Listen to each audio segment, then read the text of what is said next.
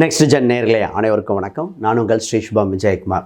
இன்றைக்கி பார்த்தீங்கன்னா தமிழ் புத்தாண்டில் நாம் பெறுகின்ற நன்மை பயன்கள் என்னென்ன? ஏன் சார் தமிழ் புத்தாண்டு மற்றோட 11 மாதிரி தானே? அப்படி கிடையாதுங்க.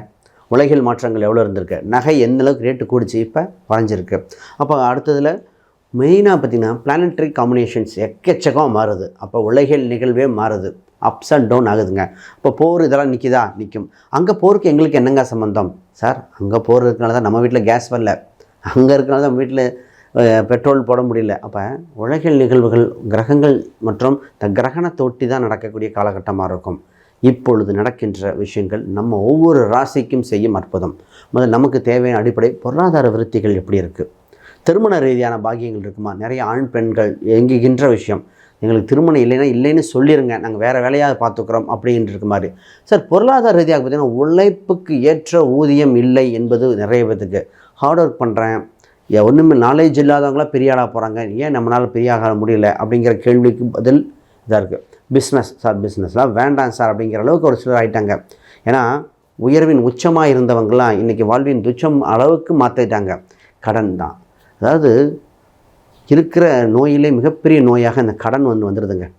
அதாவது கண்ணுக்கு தெரியாத ஒரு நோய், குணப்படுத்த முடியுமா இல்லையான்னு தத்தளித்த நோயாக இருக்கிறது. இப்போ இந்த உலகில் மாற்றத்தில் நமக்கு என்னென்னா கிரகங்கள் வலிமை பெறுகின்றன. குரு உச்சம் பெறும் காலகட்டத்தை அள்ளி கொடுக்க காத்திருக்குது. இந்த தமிழ் புத்தாண்டில் மத்தியில் பார்த்திங்கன்னா ராகு கேது டிசம்பர் மாதத்தில் வரும், ஆங்கில வருஷத்தில் 5ஆம் தேதி. அப்போ மாறுகின்ற கிரக அமைப்புகள் இதெல்லாம் நம்மளை வழி நடத்துகின்றன. அப்போ இந்த ஒவ்வொரு விஷயத்துக்கும் கல்வி, செல்வம், பொருளாதாரம், மனம் சம்பந்தப்பட்ட விஷயங்கள், திருமண பாக்கியங்கள் அனைத்துக்கும் நமக்கு வேலை செய்ய போகுது. நிச்சயமாக இது பெரிய செல்வத்தை கொடுக்க போகுது. இப்போ தமிழ் புத்தாண்டில் தாங்க சார் மழை வெள்ளம் இருக்கும், விவசாயம் எப்படி இருக்கும், கம்ப்யூட்டர் சம்மந்தப்பட்டது எப்படி இருக்கும், மாணவர்கள் என்ன கல்வி எடுக்கலாம். நிறைய பேத்துக்கு இப்போ முக்கியமான இந்த வருடம் ஆரம்பத்திலிருந்து சார் நம்ம என்ன கல்வி என்ன இது மாற்றிக்கலாம், இந்த சப்ஜெக்ட் எடுத்தால் நல்லா இருக்குமா, இதெல்லாம் தெரிய வேண்டியது. அரசியல் மாற்றங்களும் நிறைய நிகழப்போகுது இந்த இதில் தான். ஆக நமக்கு உங்கள் ராசியை பற்றி பார்ப்போம். இறுதியில் ஒரு பரிகாரம் இருக்குது, நிச்சயமாக பயனுள்ளதாக இருக்கும். மீன ராசி அன்பர்களே, மேன்மை பெறும் மீனம் என்றே கூறலாம். ஏனென்றால் குருபலன் வருகின்ற வருடம். இந்த தமிழ் புத்தாண்டில் எப்போ சார் நல்லா இருப்போம், என்ன சார் நடக்குது, ஏன் சார் ஜென்மசனி, பல கேள்விக்கு விடை தெரியாமல் இருந்த ராசி இப்பொழுது விடை மட்டும் இல்லை, புத்தகம் எழுதும் அளவுக்கு அறிவு சம்மந்தப்பட்ட விஷயம் கிடைத்த ராசியும் இதுதான். முதல்ல உங்கள் ராசிக்கு குருபலன் வருகிறது இந்த வருடம் தொடங்கி சில மாதத்திலே. குருபலன் வந்தோடனே சார் எண்ணிய எண்ணங்கள் நிறைவேறும். நீங்கள் நினச்ச ஸ்பீடுக்கு செய்ய முடியாத ராசியாக இருக்குது. இத்தனை நாள் அது சொல்ல முடியாது சார், போராடி செஞ்சோங்க. ரைட், முதல்ல மீனத்தை பற்றி தெரிஞ்சுக்கணும். மீனங்கிறது அறிவு சார்ந்த ராசி. எது சரியோ அதை ஏற்றுக்கொள்ளும் ராசி. மாற்றான் தோட்டத்து மல்லிகைக்கு மனம் உண்டும்பாங்க. ஏன் இந்த வார்த்தை சொல்கிறேன்னா, இந்த இடத்துல இவர் மீனம்ங்கிறது தேவகுரு, குரு பகவான். ஆனால் இங்கே உச்சம் பெறுது அசுரகுரு. அசுரகுரு உச்சம் பெறதுக்கு எலவு பண்ணுறவங்கன்னு என்ன அர்த்தம்னா, இந்த ராசியில் நல்லதை ஏற்றுக்கொள்ளும் மனப்பக்குவம் உண்டு. காலப்போக்கில் இந்த எல்லா இடத்துக்கும் அனுசரித்து போகிற ராசி. அறிவே முதன்மையாக இருக்கும், நியாயமே நிச்சயமாக இருக்கும். அவ்வளோ சிறப்புமிக்க ராசிங்க. இந்த காலகட்டத்தில் ஃபஸ்ட்டு நம்ம பேச போகிற பாயிண்ட் திருமணம் சார்.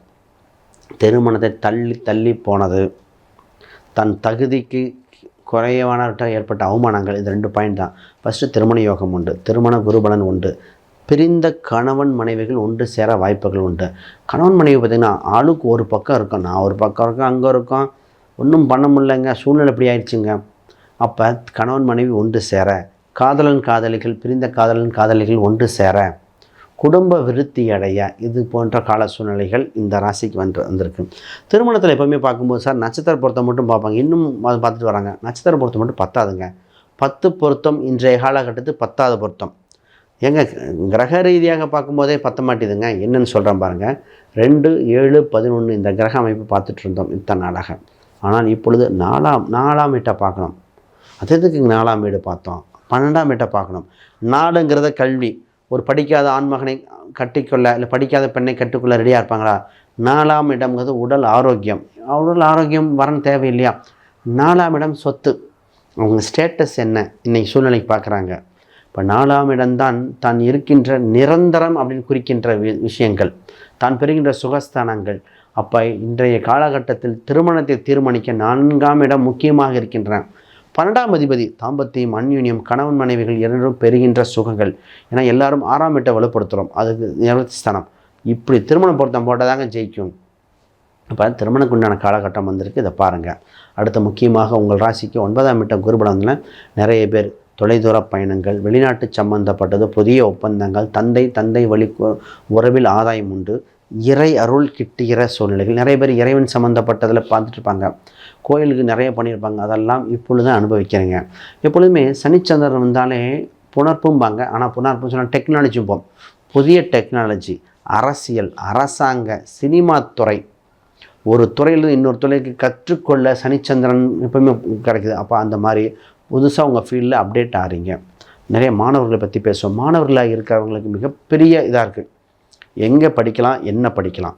இதே இந்த மீனராசி தன் குழந்தைகள் நினச்சி, என் குழந்தைக்கு என்ன சப்ஜெக்ட் சொல்லித்தரலாம், படித்து பெரிய ஆயிடுவானா, செலவு பண்ணலாமா, மேனேஜ்மெண்ட்டாக, பொதுவாக ஜாதக ரீதியாக பக்கம் மேனேஜ்மெண்ட்டாக என்ன கோட்டாலாம் பார்த்து பண்ண வேண்டிய சூழ்நிலையில் இருக்குது. அண்ணா யூனிவர்சிட்டியாக ஜேஇஆன்னு நீட்டாக இதெல்லாம் பார்த்து தான் போட வேண்டியது. அப்போ ஒரு நல்ல இது கிடைக்கக்கூடியது.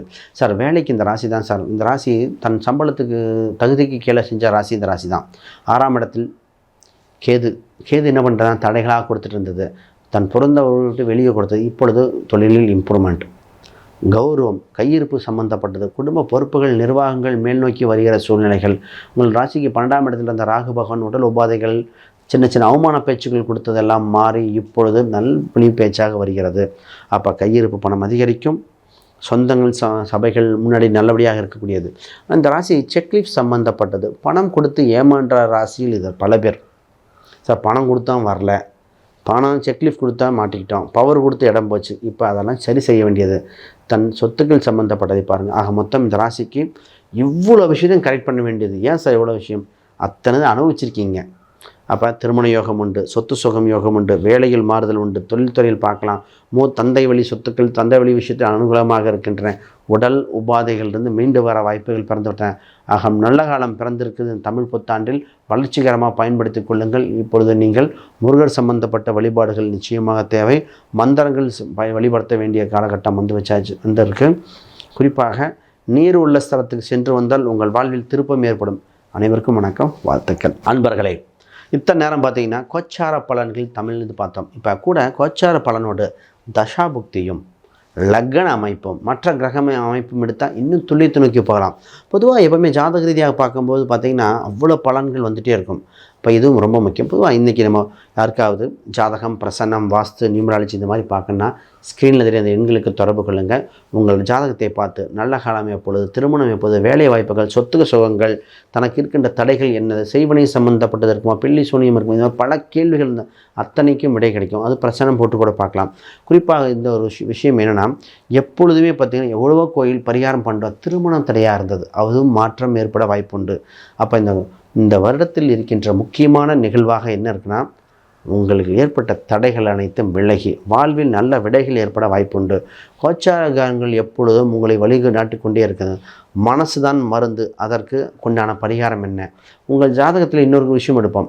ராசியில் குபேரன் எங்கே இருக்கிறார், என்னுடைய உபாசன தெய்வம் யார், அதிர்ஷ்ட தெய்வங்கள் என் நிறங்கள் என்ன, இது அனைத்தும் ஜாதக ரீதியாக பார்த்தா அது தெரியும். அப்படி யாராவது ஜாதக ரீதியாக பார்க்கணுன்னா சும்மா கான்டாக்ட் பண்ணுங்கள். அனைவருக்கும் வணக்கம், வாழ்த்துக்கள்.